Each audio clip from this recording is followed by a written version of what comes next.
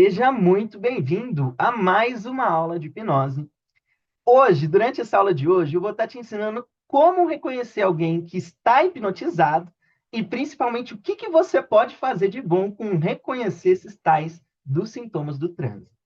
Eu sou Roberto Botelho, sou hipnoterapeuta, mentor de hipnoterapeutas e o atual presidente da Associação Brasileira de Hipnose. E hoje eu estou aqui para falar de sintomatologia do transe para você. Então, vamos lá, bora falar sobre esse tema que é bem importante para a gente. Bom, para começar, galera, é o seguinte: sintoma do transe é um tema introdutório, né? Eu acho que todo mundo que já estudou hipnose, inegavelmente, já teve contato com esse tema. Mas mesmo assim, se você já aprendeu isso daí, continua nessa aula, que eu tenho certeza que você vai ter bastante insights, porque eu vou estar falando algumas coisas diferentes, algumas coisas que não falam. Eu tenho certeza que vai acabar te agregando, né? Bom, aprender e reconhecer os sintomas do transe é uma das principais habilidades que um hipnólogo pode ter. Eu acho que é uma das mais importantes, inegavelmente. E aí, eu diria que o importante é saber reconhecer. E quando eu falo reconhecer algo, tem a ver com notar, com perceber. E se eu falo notar ou perceber, reconhecer algo dentro de um contexto da hipnose ou da PNL, eu vou estar falando de uma habilidade que a gente chama de acuidade sensorial. Não sei se você já ouviu esse termo, né? Mas vamos explicar brevemente o que é isso. Acuidade sensorial é a nossa habilidade de perceber os estímulos externos por meio dos meus sentidos, né? Então, seria eu notar o que está acontecendo à minha volta por meio da minha visão e da minha audição, né? E para eu ter essa acuidade, essa percepção, a primeira coisa que a gente precisa ter é presença, um estado de presença. Eu só vou conseguir ter essa acuidade se eu estiver no presente, no aqui e no agora. Porque se eu quero ver o que está acontecendo com o meu cliente e eu estou focado com o que está acontecendo na minha cabeça, meu pensamento, minha dúvida, minha insegurança, eu não estou orientado para o que está acontecendo agora. Estou orientado para o que está acontecendo dentro de mim. Consequentemente, eu vou perder informação. Então, para trabalhar como hipnoterapeuta, a principal habilidade nossa é o processo de estar presente, atento e consciente, notando como o corpo da pessoa hipnotizada está reagindo ao processo. Eu diria que nem só o corpo, a comunicação em geral, né? Mas o corpo comunica, e esse é o nosso foco aqui de hoje, né? Então, o que eu quero notar? Eu quero notar se eu estou fazendo um processo e, de repente, a testa da pessoa franze. Eu quero notar se eu começo a fazer hipnose, de repente muda o ritmo da respiração dessa pessoa.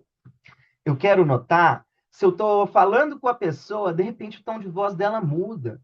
Ou se eu estou falando com ela, de repente muda a cor do rosto da pessoa. Então perceba que eu estou falando de um monte de processos que são sutis, né? Mudança de cor do rosto, de respiração, de tom de voz. São elementos que geralmente a gente não está prestando muita atenção, né? E o que importa aqui é que tudo isso que eu disse, para eu perceber isso, eu vou precisar estar atento externamente, notando o que está acontecendo com a pessoa que está sendo hipnotizada, né? E, de fato, se eu fico inseguro ao hipnotizar, eu fico racionalizando dentro de mim. Né? O que eu faço? Qual que é o próximo passo? O que eu tenho que fazer aqui? Qual que é a melhor técnica, a melhor ferramenta? Se eu começo nessa dúvida interna, nessa insegurança, eu estou perdendo informação. Eu deixo de perceber o meu cliente e passo a ficar focado na minha própria consciência. E não é esse o nosso foco. Meu foco é externalizar. Quando a gente fala de hipnose ericksoniana, principalmente, a gente vai entender que eu não preciso nem ficar preso à minha abordagem terapêutica, em que técnica que eu vou aplicar, onde que o meu cliente se encaixa na psicodinâmica do problema dele, e por aí vai, né? A nossa orientação a hipnotizar, preferencialmente, deve ser externa e focada na pessoa hipnotizada, né? Bom, mas voltando um pouco para a questão dos sintomas por si só, né? Como eu disse anteriormente, os sintomas do transe eles vão aparecer onde? Gente, os sintomas do transe eles vão aparecer no corpo da pessoa hipnotizada. Então eu vou querer focar em pequenas alterações que são fisiológicas. E quando eu falo de alterações fisiológicas, são alterações que envolvem respostas involuntárias. ou seja, coisas que a pessoa não controla, né? São respostas sutis que a gente vai estar procurando quando a gente estiver querendo analisar esses tais sintomas do transe, né? E, bom, gente, quando a gente fala de hipnose dentro de uma visão mais moderna, a gente vai entender que o transe por si só, ele não explica a hipnose, né? Quem já assistiu as minhas últimas aulas sabe que eu posso passar anos fazendo hipnose, ensinar hipnose e por aí vai, sem nem citar a ideia de transe, né? A gente já sabe que o transe ele não é preponderante obrigatoriamente para explicar ou para fazer a hipnose acontecer. Mas, por mais que eu não precise do transe para fazer, para falar ou para entender a hipnose, ainda assim, eu sugiro que você utilize o termo transe e busque gerar isso que a gente chama de transe dentro do processo terapêutico, né? Porque assim, gente, existem, quando a gente fala de hipnose e ciência, eu diria que o auge é a abordagem, a linha que a gente tem que entende que o transe não existe, né? Que é o que a gente vai chamar de teoria de não estado. Mas várias abordagens vão utilizar a ideia de transe. A própria hipnose ericksoniana entende o transe como algo natural. Então, assim, por mais que você não acredite nesse tal do transe, existem vários benefícios em você utilizar isso como conceito. Então, você não precisa acreditar. Utilizar que é algo útil para a gente, né? Porque é o seguinte, quando eu vou hipnotizar alguém, a pessoa hipnotizada, ela já tem uma expectativa da presença desse estado alterado, da presença do estado de transe. Existe essa ideia de que isso vai acontecer. Vamos entender que essa ideia de transe, essa expectativa de transe é um símbolo para a pessoa. E esse símbolo se relaciona com um conjunto de significados de como essa pessoa se comporta e reage dentro do processo de hipnose. Já tem toda a expectativa. Então, ela sabe que quando for hipnotizada, ela vai ficar mais parada, o corpo dela vai ficar relaxado, ela vai estar de olhos fechados, ela vai falar menos. E esse conjunto de comportamentos associados a como alguém lida com o processo de hipnose é um conjunto de significados também associado a essa ideia de transe. Então, na verdade, se a gente sabe que hipnose envolve muito mais expectativa do que o transe por si só, e eu sei que a pessoa já tem expectativa de entrar num transe, eu vou me utilizar dessa expectativa da pessoa de uma forma positiva para fazer com que o processo aconteça, né? É justamente a expectativa dela que vai fazer o negócio acontecer. Então, o que eu quero é que, por mais que eu não acredite em um estado alterado, e PS, eu, Roberto, eu acredito em estado de transe, não como alterado, mas como natural, né? Então, por mais que eu, como hipnoterapeuta, não acredite, eu vou me utilizar disso para impressionar essa pessoa. Eu vou, ao fazer hipnose, eu vou gerar algum estado, eu vou alterar o estado do corpo dessa pessoa por meio de estratégias, né? Seja relaxando ou gerando tensão. E, por estar dentro de um contexto de hipnose e alterar o estado do corpo, quando eu faço a pessoa perceber que o estado do corpo se alterou, isso vai impressionar essa pessoa.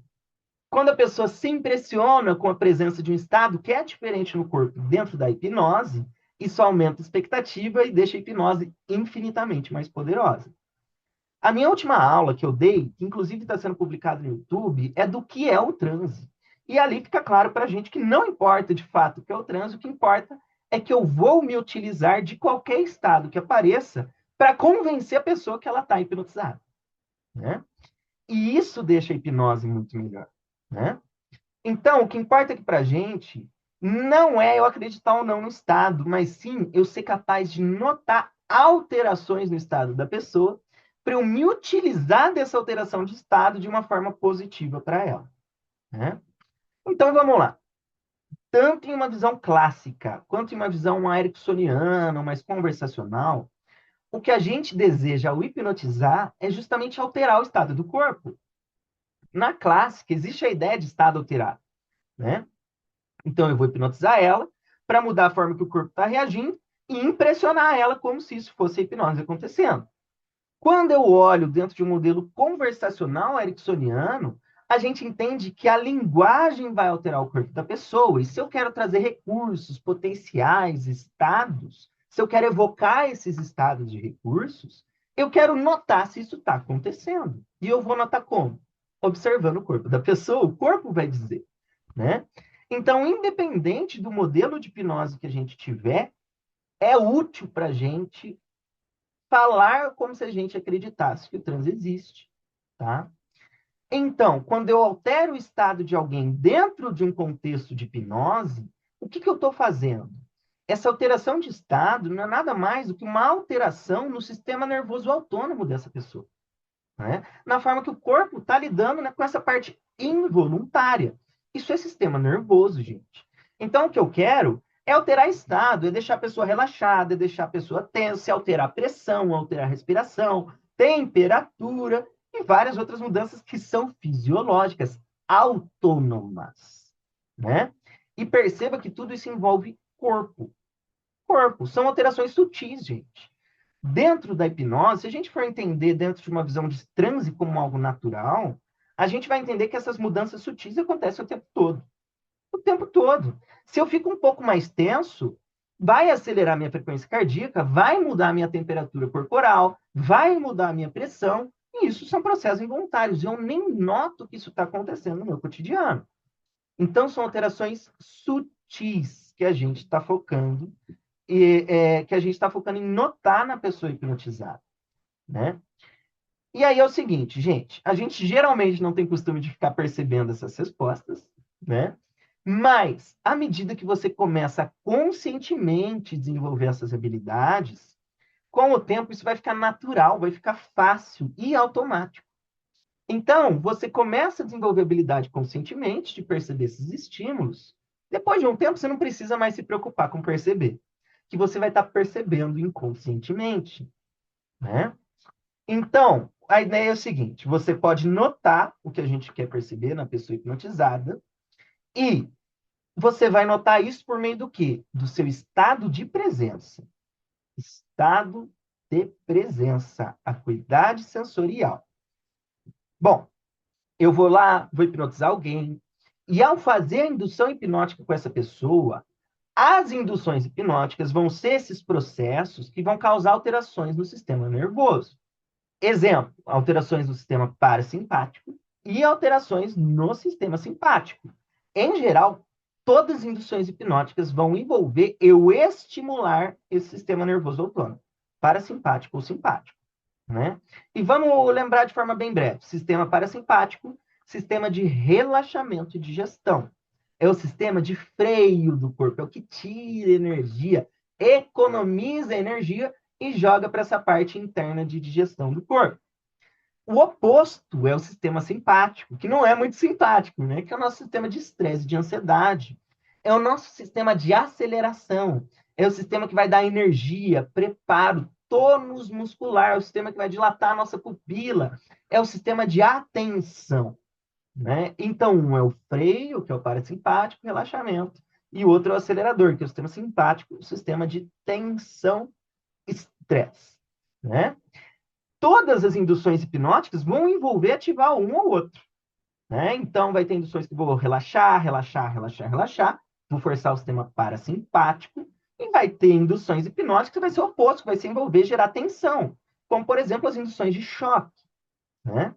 E dentro de um contexto hipnótico, quando eu faço essas induções e estimulo o sistema nervoso autônomo da pessoa dentro desse processo, alguma mudança fisiológica vai acontecer.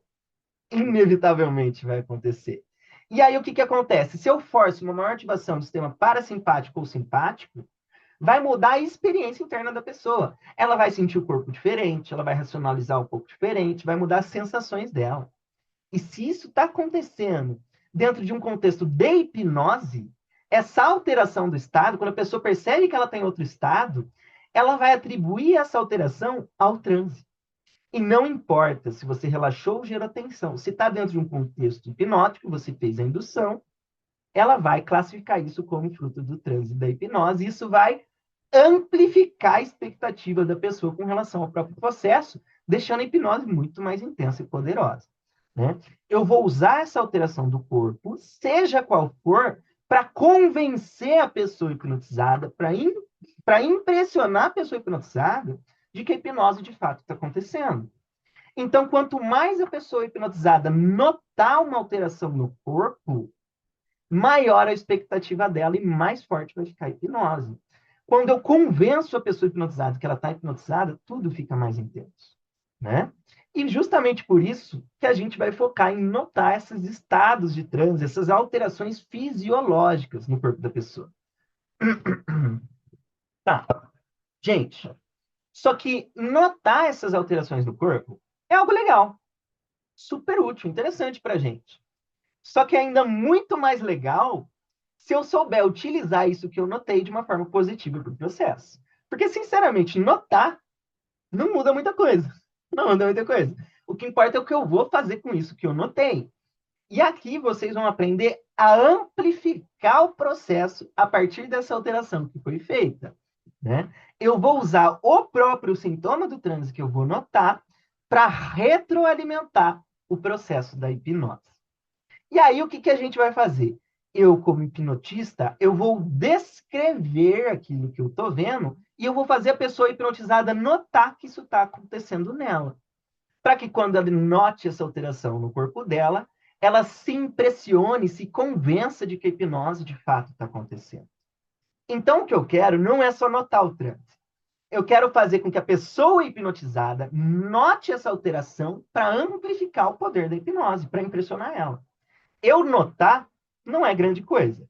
A pessoa notar e usar isso para impressionar ela, isso sim é poderoso para a gente, né? Então eu já trago aqui algo que vai ser um pressuposto nosso para a hipnose, né? Quanto mais a pessoa hipnotizada perceber que o estado alterou, ou quanto mais ela perceber que a hipnose está acontecendo, mais hipnotizada ela vai ficar. Isso vira um looping de retroalimentação. E aí, cada vez mais, o processo vai ficar mais intenso, ela vai aceitar sugestões com mais facilidade, né?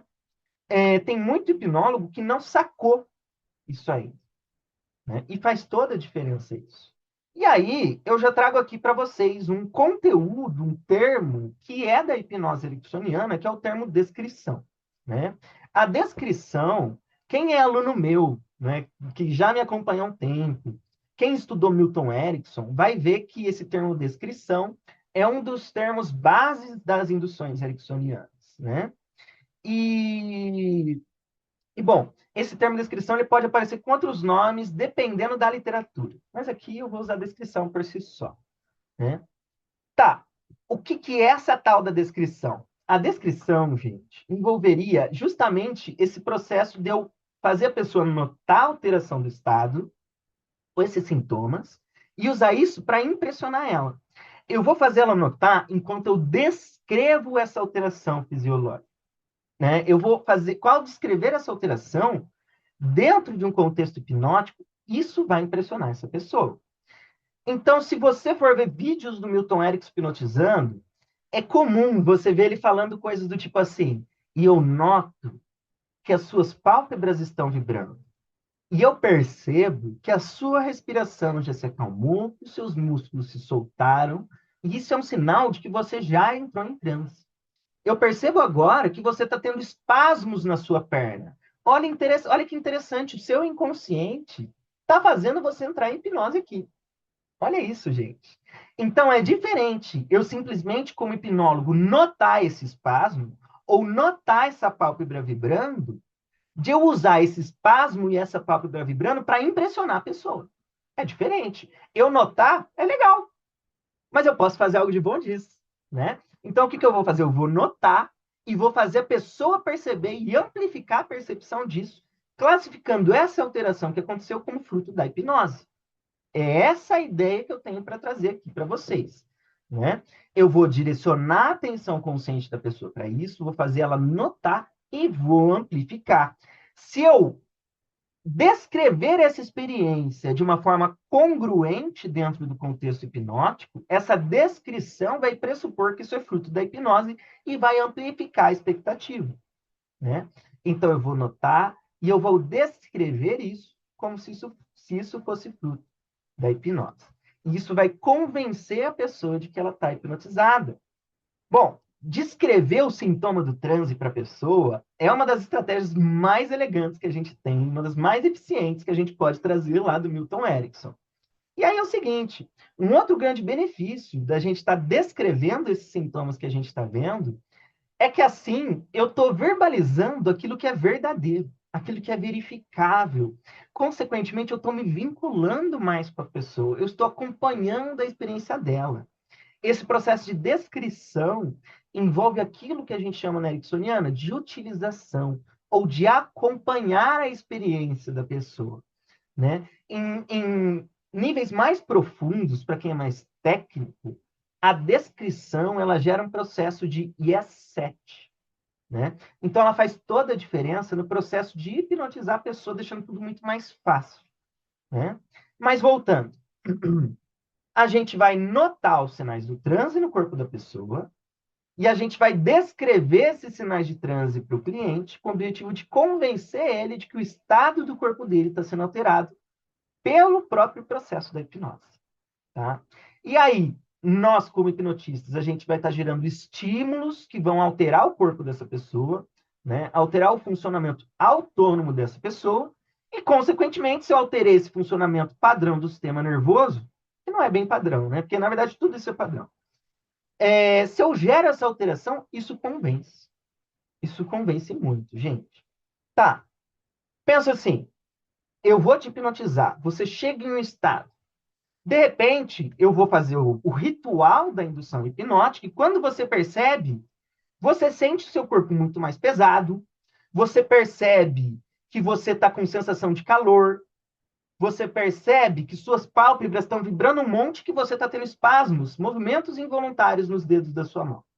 Poxa, se eu cheguei em um estado e começou a hipnose, caramba, o meu corpo está tão alterado assim, isso impressiona. Isso me traz a sensação de eu realmente estar hipnotizado. Caramba, olha, meu estado alterou. Percebam a potência que isso tem na ideia de expectativa com relação ao processo da hipnose, né? E aí, gente, é o seguinte, tem pessoas que vão ser hipnotizadas que vão sentir sensação de frio. Tem sensação que vai ser hipnotizada e vai sentir sensação de calor. Tem sensação que vai ser hipnotizada, tem pessoa que vai ser hipnotizada que se sente leve. Tem pessoa que vai sentir pesada. Tem pessoa que não vai nem sentir o corpo. Então, o que importa não é o sintoma por si só. Não é, na verdade, não é o sintoma que vai dizer que a pessoa está em transe. Eu já vou explicar isso aqui. O que importa é o impressionar a pessoa com a alteração do estado. O impressionar é mais importante do que o perceber. Tá? E aí, é o seguinte, eu começo a hipnose, eu altero o estado do corpo dessa pessoa e o que eu quero é notar essa alteração. E por mais que eu já tenha te hipnotizado no passado, eu vou ter que te calibrar novamente a cada vez que eu for te hipnotizar. Porque pode ser que da próxima vez que eu for te hipnotizar, você reage de uma forma diferente. Gente, o meu transe de agora possui sintomas e características diferentes do meu transe de depois. Se eu hipnotizar 3 pessoas e pedir para elas descreverem os sintomas que elas encontram, elas vão descrever processos opostos. Vão descrever processos opostos. Como eu disse, tem gente que sente frio, tem gente que sente calor, tem gente que sente peso, tem gente que sente leveza. É abstrato esse processo. Inclusive, isso é uma das questões que fazem com que a ciência não acredite que existe um transe. Porque é muito abstrato. Em momentos diferentes, o meu transe vai ter características diferentes. O meu transe. Não estou falando do meu e do seu. De cada pessoa vai ter características diferentes em momentos diferentes. E aí, eu trago aqui uma informação que eu acho muito importante aqui para essa aula. O nosso foco não deveria ser usar, na verdade, o termo sintoma do transe, mas sim sinais. Porque o negócio é o seguinte, o nosso transe é muito variável. E eu, como hipnólogo, não devo estar atento, na verdade, ao sintoma. O sintoma não me diz nada. Eu devo estar atento à variação do estado. Eu devo estar atento a essa flutuação de estado. O que eu quero notar não é o sintoma em si, mas sim essa alteração. O que eu quero é saber se eu comecei a fazer hipnose e o corpo da pessoa reagiu de uma forma, à medida que eu comecei a estimular o sistema nervoso, o corpo alterou a forma de reagir. Eu quero fazer essa comparação, esse contraste entre o antes de hipnotizar e o logo durante e o durante e depois da hipnose. Eu quero ver essa alteração. Porque é o seguinte, gente. O que é o sintoma da pálpebra trepidando? É sistema parasimpático ativo, não é transe. É porque a pessoa está relaxada. E pode ser que a pessoa já chegue relaxada com a pálpebra vibrando. O que eu quero não é notar a pálpebra trepidando, é a alteração, porque é a alteração que vai dizer que algo mudou. E isso que eu vou utilizar para impressionar a pessoa dentro da experiência dela, né? O que eu quero saber, então, é se ela chegou com o corpo de uma forma, e assim que eu comecei a fazer hipnose, o corpo dela alterou de funcionamento, né? Se alterou de fato esse estado do corpo dela. O que eu quero é fazer esse comparativo. Então, eu quero notar se a respiração mudou, se mudou o tom da pele, se mudou se começou a trepidar ou não a pálpebra, se a pessoa está tendo espasmo ou não. Eu quero ver as alterações fisiológicas, o quanto isso flutuou, né? Que mudanças que aconteceram no corpo da pessoa. E aí, para eu fazer isso, o que vai importar para a gente, na verdade, não é o sintoma, é a alteração. E para fazer isso, eu trago outro termo aqui para vocês que a gente chama de linha de base. A linha de base é a forma que o corpo da pessoa está reagindo da hora que ela chega. Então, eu quero saber se ela chegou respirando dessa forma, nesse ritmo, e à medida que eu fiz a hipnose, ficou mais lento. Essa é a alteração da linha de base. Ou se ela chegou num certo ritmo, eu fiz a hipnose e de repente acelerou. Isso é uma flutuação da linha de base. E é isso que vai importar para a gente ao fazer hipnose, né? Uma pessoa pode chegar na sua sala estando super tensa. Eu começo o processo e ela está mais calma. Ou ela está calma, de repente eu disparo um gatilho e o corpo agitou. É isso que vai importar para a gente, né? Então, o que eu quero ver é a alteração do estado do corpo da pessoa. Tá? E aí, gente, vou trazer uma história que eu gosto muito. Antes de eu trazer essa história, o Marcelão perguntou o seguinte: desculpa, cheguei atrasado, mas e quem não tem os sintomas? Marcelão, ó, a minha pergunta, a minha pergunta. Cara, eu acho que você chegou no ponto aqui. Chegou no ponto. Porque, gente, tem pessoas que não vão ter sintomas do trânsito. Não tem pessoas que não vão ter. Qualquer pessoa que já fez hipnose de rua tem isso de forma muito clara, ou pelo menos eu acredito que deveria ter. Você pode pegar, fazer hipnose de rua e perceber que você vai fazer, você está dando sugestão, a pessoa está globo ocular virado lá para cima, a pálpebra está batendo, ela está mostrando todos os sintomas do transe, e aí você dá a sugestão e ela não aceita. Da mesma forma, vai ter vezes que você vai fazer hipnose com a pessoa, ela não tem sintoma nenhum, mas ela está aceitando sugestão. E aí eu pergunto, sabendo disso, será que o sintoma é o que realmente importa? Não é. Não é. O sintoma, na verdade, não diz nada. O que vai importar para a gente é o que eu vou fazer com o que está acontecendo. Essa flutuação. E fazer a pessoa se impressionar por essa flutuação de estado. Né? Isso é o que vai importar para a gente. Porque pode ser que a pessoa chegou tensa, eu relaxei, ou a pessoa chegou relaxada, eu deixei ela tensa, e aí eu vou notar que. E eu vou fazer ela notar que o corpo alterou de estado. E isso contextualmente que impressiona a pessoa, porque isso está acontecendo dentro do contexto chamado hipnose. Se o meu corpo se alterasse de estado fora desse contexto, ó, tanto faz. Mas se está dentro de um contexto hipnótico, isso impressiona a própria pessoa que está passando pelo processo. Então, na verdade, o sintoma do transe, gente, ó, isso é balela. Balela. Pelo menos da forma que muitas pessoas veem, isso não funciona. Né? Então, gente, a dica que eu dou é para você estar externamente orientado. O seu foco tem que ser observar o corpo da pessoa hipnotizada. E aí, já trago uma dica com relação a isso. Se você externalizar a sua atenção, você fica menos inseguro.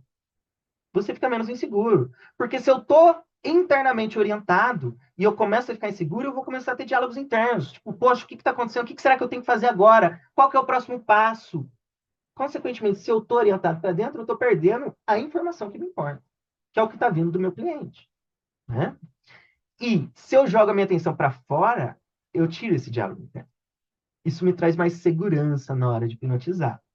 Gente, tem uma história que eu acho interessante, que é do Milton Erickson. O Milton Erickson estava fazendo uma hipnose, e do lado dele estava o Ernest Rossi, que é um dos principais alunos do Erickson. De repente, o Rossi ele era um terapeuta junguiano. Então, Ross estava pensando lá sobre arquétipos, sobre a formação da personalidade do cliente, e ele estava olhando para cima.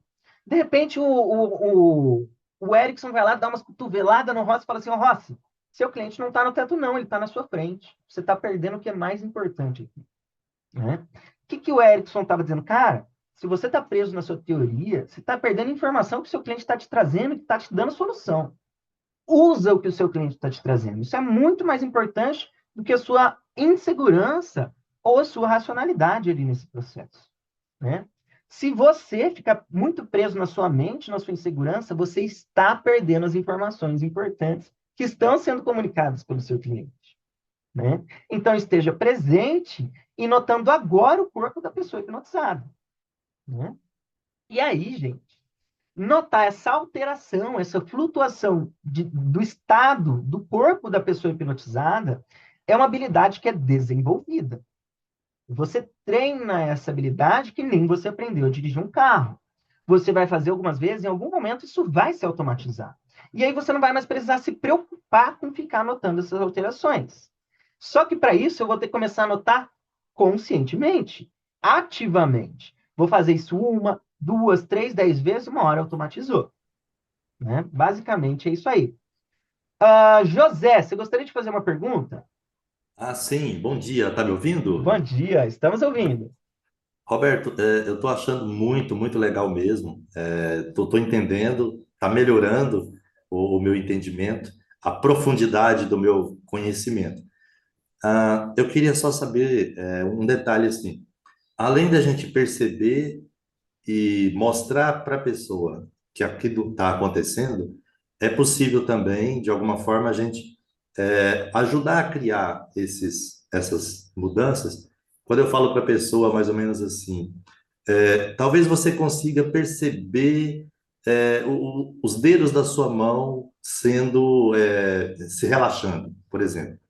E quando eu falo isso, a pessoa dá uma movimentada nos dedos. É Uhum. possível também, de certa forma, a gente estar criando esse fenômeno e depois Sim. mostrando para a pessoa que realmente isso está acontecendo e trabalhar do jeito que você está falando. Com certeza. As próprias sugestões já fazem isso, como você trouxe a ideia do sugerir, mas vamos além, Hamilton. Na verdade, as próprias induções já possuem processos que vão fazer isso. No sentido de, todas as induções vão envolver o que eu chamo de portas do transe, que são estímulos para o sistema nervoso autônomo. Então, eu vou fazer a pessoa focar num ponto fixo. Eu vou fazer a pessoa respirar calmamente. Meu, se eu começo a respirar calmamente, vai alterar o estado do corpo. É inevitável. Se eu fazer a pessoa começar a respirar de forma rápida, isso também vai alterar o estado do corpo dela. Se eu fizer uma indução de choque, eu vou gerar uma ativação simpática, que é a ativação do sistema nervoso autônomo. Então, a sugestão é uma forma da gente gerar essas alterações, mas as próprias induções já vêm com um mecanismo, com portas para o trânsito, que vão forçar essa estimulação do sistema simpático ou parasimpático. E isso que convence a pessoa dela estar hipnotizada. Tá? Basicamente é isso aí. Deixa eu só voltar para minha telinha e vamos lá. E aí o Yuri já trouxe o seguinte, gera ligação, justamente a ligação, que é um outro elemento ericksoniano que eu não falei aqui, né, que faz esse processo que o José trouxe, né? E você pode perceber as sensações que estão presentes na sua mão, você pode notar a temperatura e como ela está aí agora, e você pode ir relaxando essa mão ainda mais, e essa mão pode relaxar ainda mais. Eu estou ligando o notar algo com o relaxamento aumentando, né? Isso também é um conceito ericksoniano, gente. Mas, seguinte, quando a gente vai estudar hipnose de uma forma mais científica, a gente vai ter que colocar método, né? E um dos métodos que a gente tem é o que a gente vai chamar de escala de sugestionabilidade hipnótica. Lembrando que hoje a gente não utiliza o termo susceptibilidade hipnótica, a gente usa sugestionabilidade, tá? Beleza, peraí, gente. Só ver aqui meu guia para não me perder. Ah, tá. Vou trazer um raciocínio que eu já trouxe, só para pavimentar bem essa nossa ideia. Você pode fazer uma hipnose em alguém. Essa pessoa está com todos os sintomas do trânsito do mundo e ela não aceitar uma sugestão. Da mesma forma, pode ser que você esteja hipnotizando alguém que ela não tenha nenhum sintoma e aceite sugestões das mais complexas, como alucinação negativa, dissociação de personalidade e por aí vai. E aí eu pergunto, será que é o sinal do transe que importa? Será que é o sinal do transe que vai dizer que a pessoa vai aceitar a sugestão? Não é. Gente, o que vai dizer que a pessoa é sugestionável, o termo já está dizendo. O termo está dizendo aceitar sugestão. O que vai dizer que alguém está sendo hipnotizado é aceitar sugestão, gente. Não é o sintoma do transe. Quando você vai ver lá a tal da escala de Stanford de sugestionabilidade hipnótica, eles não vão classificar o nível do transe da pessoa porque, olha, a pálpebra está vibrando. Não. Eles vão classificar o nível do transe a partir do tipo de sugestão que está sendo aceita. Eu quero gerar uma amnésia. A amnésia aconteceu? Sim ou não? Eu quero gerar uma alucinação. A alucinação aconteceu? Sim ou não? Eu estou querendo gerar um movimento do motor. Está acontecendo? Sim ou não? É isso que importa.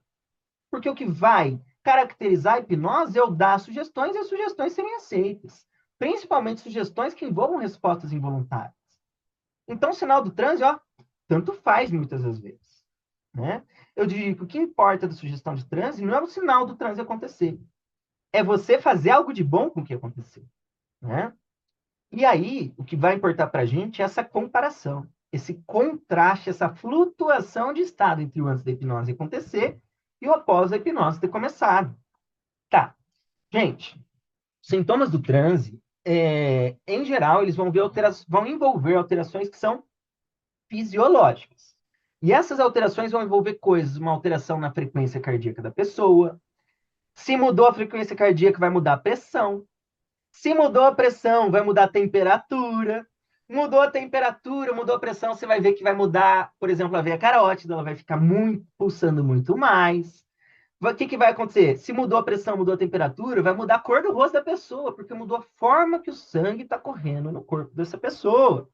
E por aí vai. Mudou a alteração, mudou a temperatura, a esclera, essa parte branca dos olhos, vai mudar de cor, porque mudou a irrigação do sangue nas veias dos olhos. Né? Então, as alterações que a gente vai ver dentro da hipnose são sintomas de uma alteração do funcionamento do sistema nervoso autônomo dessa pessoa. Tá? Gente, o Isaías queria fazer algum comentário aí. Pode falar, Isaías. O comentário é o seguinte, a pergunta é sobre alguém que mesmo ele percebendo e a gente mostrando para ele que ele está com todo o sintoma, que ele está realmente reagindo à hipnose e que ele ainda não está conformado, tipo braço pesado, algumas Uhum. alterações no corpo acontecendo, e ele fala assim, não, está acontecendo sim, mas dá a impressão que ele não quer só isso. Tipo, ele quer experienciar mais ainda, Roberto, uma regressão para ele se convencer que ele realmente está hipnotizado. Ele quer Sim, que aconteça alguma coisa no corpo mais profundo, talvez nas experiências dele que ele já está tendo, dando uma solução em algo que ele está querendo, para ele se convencer que exatamente. ele realmente ele foi hipnotizado. Então, situação Concordo. é assim que a gente entra, não é isso? Concordo, é isso mesmo. Isaías, eu vou até aumentar o que você falou aqui, que você está certíssimo. Gente, o que Isaías falou é o seguinte: se eu vou hipnotizar a pessoa quer se convencer mais. O transe é uma das formas. Quem é meu aluno a longa data vai poder perceber que eu falo muito dos fenômenos hipnóticos. Na verdade, são os fenômenos hipnóticos que convencem a pessoa que de fato ela está hipnotizada. Porque os fenômenos hipnóticos são aqueles processos que envolvem a involuntariedade. Né? Seja os fenômenos que são mais corporais, os ideoemocionais, ideosensoriais, ideomotores, mas principalmente os fenômenos que são cognitivos, uma alucinação, uma amnésia, distorção temporal, regressão, que são processos que eu geralmente não consigo fazer por meio da tomada de decisão. Ou seja, não tenho volição nesse processo. Né? O transe e os fenômenos hipnóticos são os processos que eu quero gerar dentro da hipnose para convencer a pessoa que ela está hipnotizada.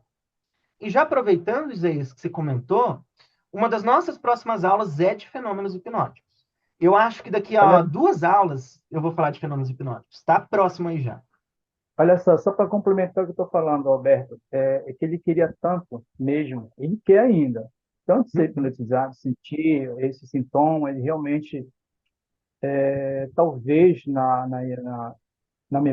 o que, na compreensão dele, ele acha que tem que sair daqui desse momento dele, ir para algum canto e assim quando ele voltar, alguma transformação vai acontecer ou aconteceu. uhum, Tipo isso. uhum, Porque, olha só, eu usei em dois momentos com ele, meta padrão, modifiquei uhum, as duas situações, uma com a esposa e outra com o trabalho dele. Funcionou legal. e realmente ele praticamente ficou muito bem. Mas só que ele não deu muita importância para isso, Uhum, mas uhum, ao transe que ele gostaria que acontecesse. Aí eu fiquei sim. pensando, era engraçado. Aconteceram duas mudanças com ele, muito significativas, mas ele não deu muito valor. Aí eu fiquei me perguntando, "Mas interessante, como é que o raciocínio do cara realmente Faz todo mudou uma... sentido. E assim, fazer ele entender que ele precisa saber lidar com o momento dele, com algumas Uhum. situações que está se enrolando, tipo insegurança, ele está sentindo triste em algum momento com a esposa e tal. E aí a gente foi lá, fez alguma coisa, ele se sentiu bem pra caramba, mas mesmo assim, isso foi de menos valor do que realmente ele gostaria de sentir a hipnose acontecer. Eu E muito interessante. concordo, eu entendo, Isaías. E eu vou dizer para você que por muitos anos eu me achava bonitão, porque eu fazia hipnose conversacional. Então eu não fazia induções, eu não fazia indução. Eu falava, fecha os olhos e eu começava a falar um monte de coisa ali, né? E aí as pessoas saíam do processo falando assim, tá, mas e a hipnose? Da mesma forma, tem muito hipnólogo clássico que faz a regressão que a pessoa vai sair e vai falar assim, não foi hipnotizado. Eu recebo um monte de cliente que passou pelo processo, teve a mudança e fala assim, eu não sei se eu fui hipnotizado, né? Aí, o que eu digo é o seguinte: tenha formas de ampliar a expectativa. E isso, Isaías, eu diria para você começar a fazer antes do processo já, tá? Começou o processo, começa a gerar essas pequenas respostas involuntárias, estimular isso de alguma forma, que isso já vai deixar a expectativa lá no alto, né? Aquela ideia de homo e heteroação e aqueles conceitos ericksonianos de ficar fazendo a pessoa perceber os pequenas alterações ali, seja a descrição, esses outros processos que a gente conversa. Mas isso depois a gente pode conversar mais também, né? A expectativa é que no fim pare isso daí ficar melhor no caso, né? Tá, vamos lá, gente. E aí assim, ó, existem diversos sintomas do trânsito diferente. Se você for procurar outros professores, você vai ver que um professor fala de sintomas que o outro não fala, né? Mas o que importa é que você não precisa decorar todos esses sintomas. Tá? Eu diria assim, ó, decore os principais, comece a treinar e à medida que você for treinando, aí sim você passa a se focar nos outros sintomas que são menos presentes ou mais difíceis de serem notados, tá? Geralmente, a maior parte dos hipnólogos vão trabalhar com induções que envolvem relaxamento, né? E aí, comecei a forçar o relaxamento do corpo da pessoa. O que vai acontecer? Já vai mudar a respiração, vai mudar a pressão. Mudou a pressão, vai mudar a temperatura. Mudou a temperatura, vai mudar a cor da pele. Vai mudar a cor da pele. A bochecha vai mudar de cor, a boca vai mudar de cor. Vai mudar a esclera, a cor da esclera da pessoa também, né? Muitas pessoas, quando começam a relaxar, vai acontecer a presença da máscara hipnótica, que é seria como se o rosto tivesse relaxado, solto. Fica esquisito o rosto da pessoa hipnotizada. Outras pessoas vão apresentar uma vibração da pálpebra. Isso acontece não porque ela está hipnotizada, mas porque eu relaxei ela. Porque eu relaxei, né? E aí, gente, tudo isso são esses tipos de sintomas que eu vou querer notar. O Francisco trouxe pigmentação avermelhada no peito. A pigmentação avermelhada no peito, ela tem dois motivos diferentes. Na verdade, o peito ele pode mudar de cor porque a gente mudou a pressão do corpo da pessoa, consequentemente a cor da pele tende a ficar mais escura, né? Porque vai mudar, quando a gente muda a pressão, a gente está mandando uma irrigação maior para as veias que estão nessas áreas mais externas do corpo. Vai correr mais sangue, vai causar alteração na coloração, tá? Que mais que eu tenho para falar com relação a isso? Outra questão da pigmentação. Algumas pessoas, quando são hipnotizadas e eu disparo tensão, ansiedade, vão aparecer com algumas plaquetas, umas manchas vermelhas no peito. Mas esse caso seria o oposto do relaxamento, aí já viria com a tensão. Essas plaquetas, elas vão surgir principalmente quando eu começo a fazer regressão, quando eu começo a disparar gatilhos no corpo da pessoa. E aí a gente vai notar essas manchas vermelhas surgindo ali, tá? Bom, todos os sintomas que eu falei para vocês são alterações fisiológicas, são coisas involuntárias, ou seja, são coisas que eu não decido. Eu não decido fazer nada disso, né? Inclusive, a gente geralmente nem nota que essas respostas estão acontecendo. E aí cabe eu, como hipnólogo, estar atento para começar a desenvolver essa habilidade de notar essas alterações, né? E aí, só lembrando, é importante notar essas alterações? Sim, mas é mais importante do que isso, eu fazer algo de bom com as alterações que aconteceram. Basicamente é isso aí. Então, comece a treinar essas habilidades de notar essas alterações, e a dica que eu dou é: treine pouco a pouco. Pega uma semana e treine a notar só um tipo de sintoma específico, mas nota em todas as conversas que você tiver, mesmo fora da hipnose.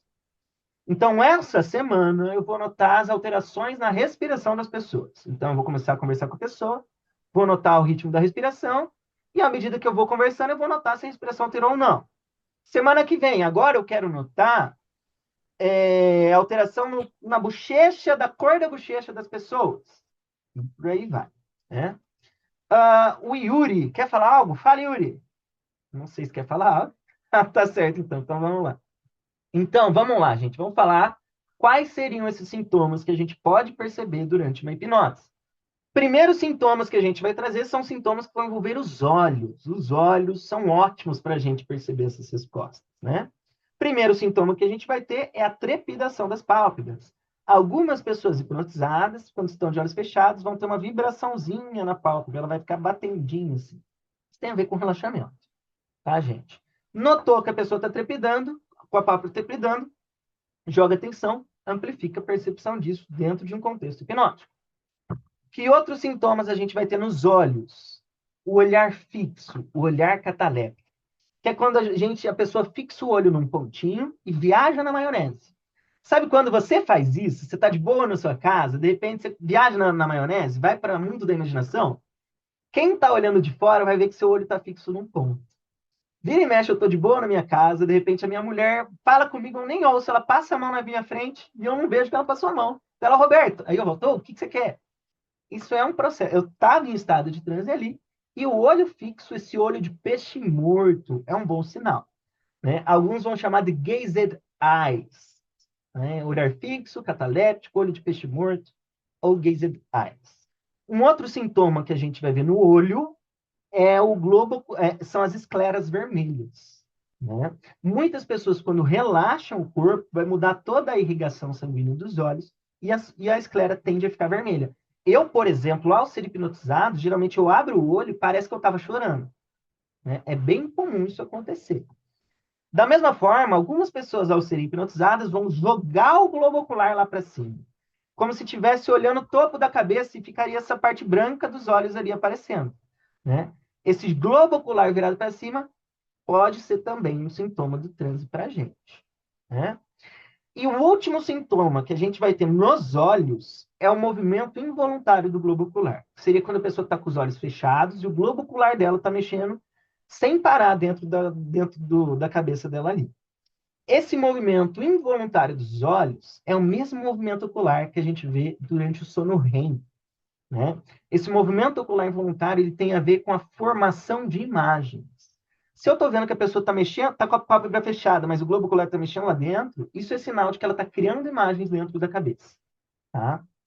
Então, inicialmente, eu acho que os principais sintomas vão envolver os olhos. É muito fácil notar essas respostas nos olhos.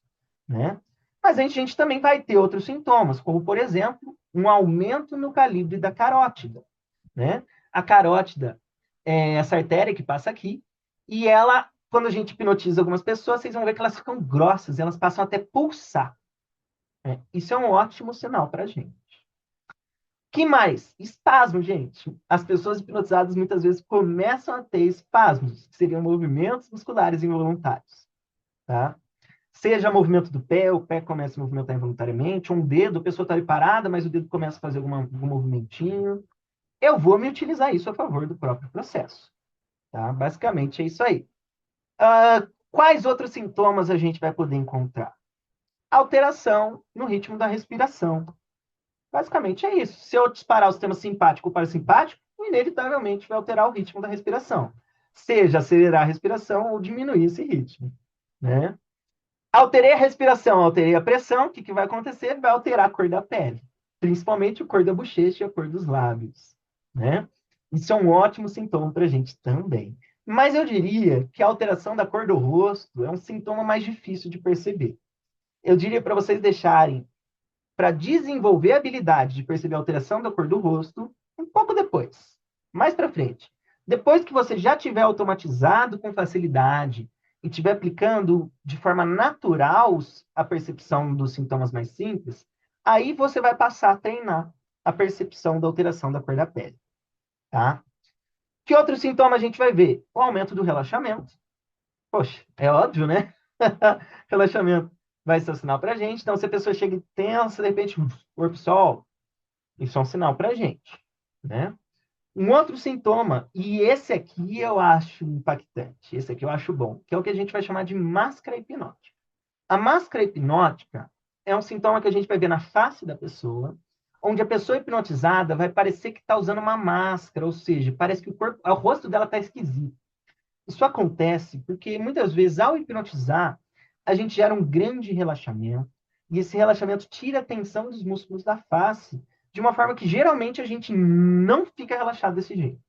Parece que fica esquisito o rosto da pessoa, às vezes, como se nem fosse ela ali. Às vezes fica até assimétrico essa máscara hipnótica, né? Se você percebeu isso, ó, é um ótimo sinal que a pessoa relaxou e muito, né? Máscara hipnótica é um bom sinal para a gente.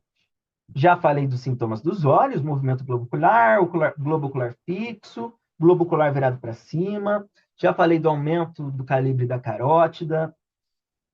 Outros sinais, sintomas que a gente vai ver, que é o oposto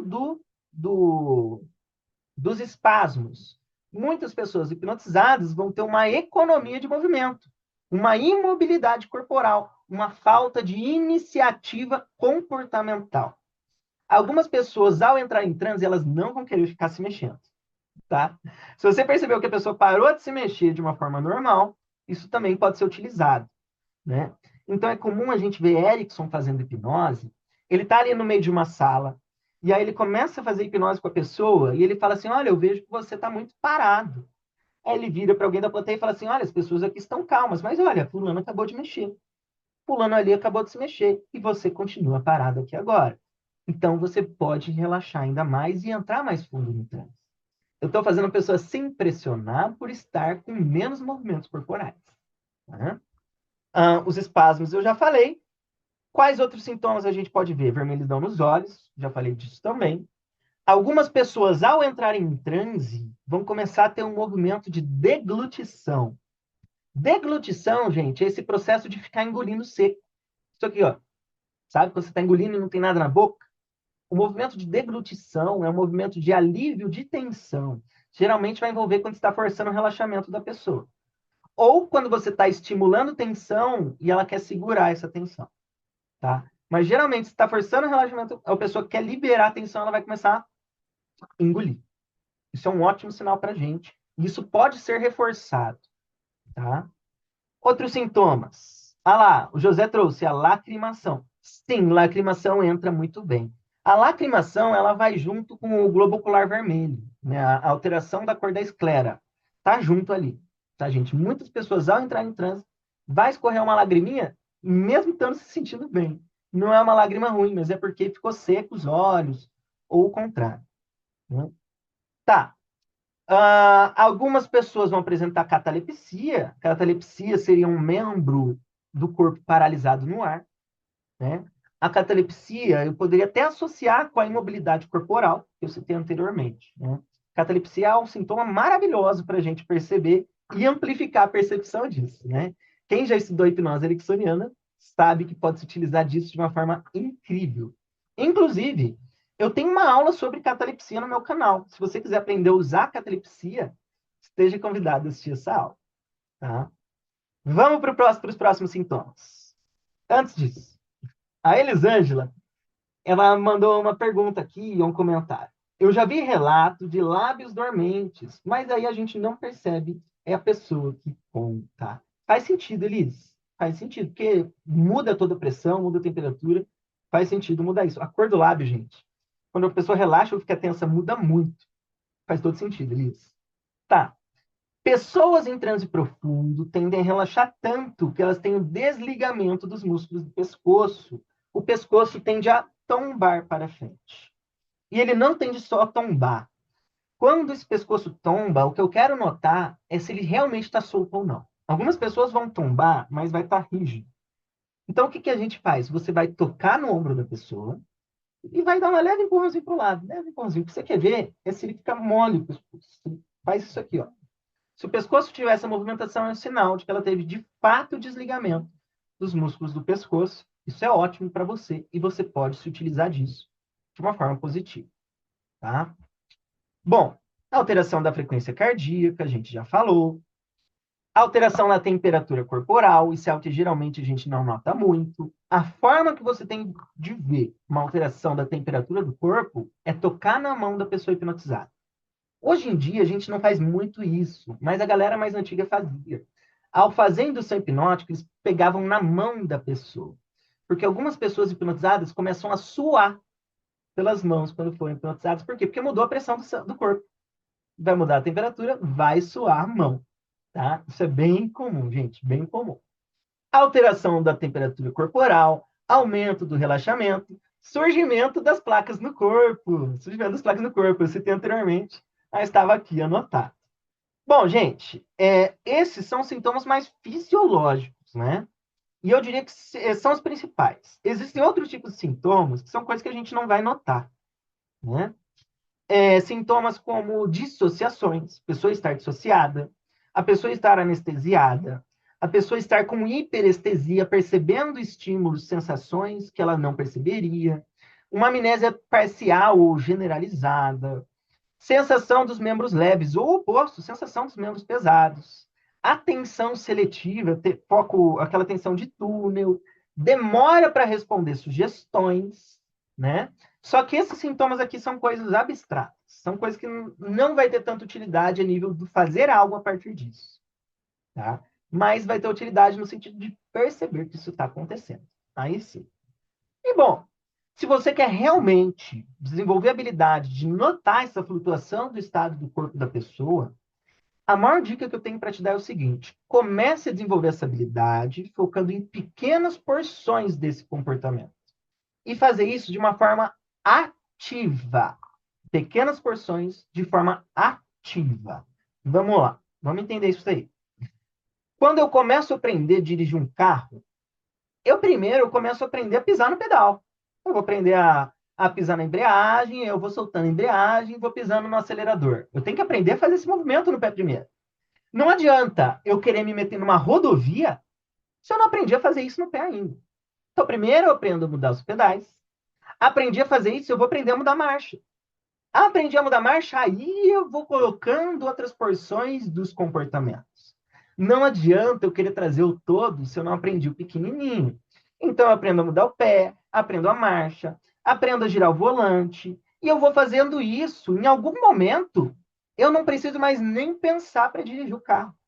Eu posso dirigir o carro enquanto eu converso, eu posso dirigir o carro enquanto eu resolvo o problema na minha cabeça. E eu posso confiar que o meu inconsciente vai dirigir esse carro em segurança. Então, vamos lá. Você precisa aprender pequenos comportamentos por vez, pequenas porções. Então, foque em um sintoma de transe. Passe um período de tempo desenvolvendo a habilidade de notar esse sintoma. Desenvolveu, o que você vai fazer? Você vai escolher outro e vai treinar por um período de tempo esse outro comportamento. E, gente, isso precisa ser ativo. Não adianta você pensar que você vai assistir essa aula e você já vai sair percebendo tudo isso daí, porque você não vai. Você precisa tomar a decisão e ativamente querer fazer os exercícios e se propor a passar a anotar essas respostas. Se você não passar a anotar ativamente, você não vai aprender. Tá? Então, assim, comece a jogar o foco consciente para isso, faça 1, 2, 10, 20 vezes, vai automatizar essas respostas, e aí vai ficar tudo fácil, tá? Você vai fazer, vai fazer, vai fazer, e vai automatizar. Basicamente, é isso aí. Bom, gente, espero que vocês tenham gostado dessa aula. Quem está aqui assistindo ao vivo comigo, porque essa aula está acontecendo ao vivo, pode ser que você esteja assistindo no YouTube, né? Saiba que você pode assistir ao vivo essas aulas aqui também. Então, você que está assistindo ao vivo aqui, continua na sala, e porque agora a gente vai terminar aqui a gravação. Agradeço a sua presença, espero que você tenha gostado dessa aula, e até logo. Um grande abraço.